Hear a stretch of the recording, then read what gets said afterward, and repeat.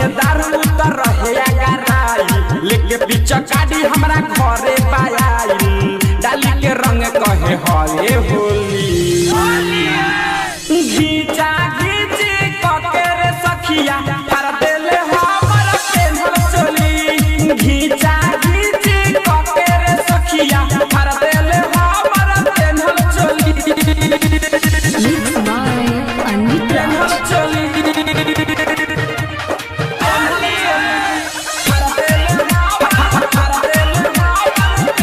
एकता recording studio Semra बाजार।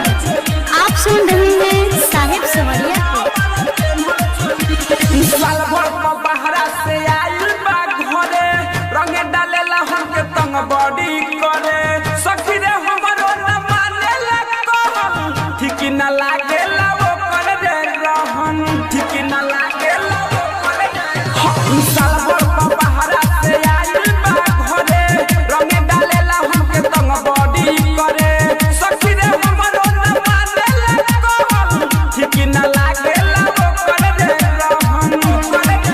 अरे जाना जाई भाई तो गोली चलाई भेट करे आई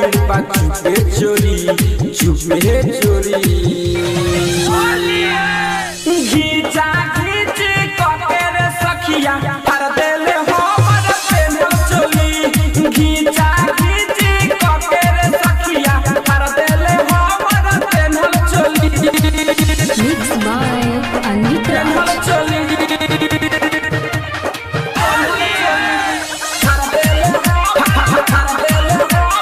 बीटू डीजे मलाही बजा मंदिर के पीछे सेमरा बाजार। आप सुन रहे हैं साहिब सवरिया रही से खइले बा भंगिया के गोला कहेला हमरा के रंग द दू गोला सखी रे हमरा के पाजा में कसी दिल बाते हमके नीचे पटकी दिल बाते हमके नीचे पटकी हम रही से खइले बा भंगिया के गोला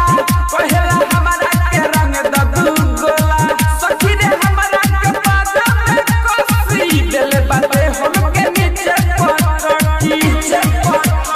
दुल जनतिया लाल सुकुल सवडिया रंगल चाहेले हमरे ढोड़ी हमरे ढोड़ी घीचा घीची कके रे सखिया हर देले हमर पेन्हल चोली घीचा घीची कके रे सखिया हर देले हमर पेन्हल चोली पीले रहे दारू त रहे अगराई लेके पीछे काटी हमरा घरे पायाई डाली के रंग कहे हरे होली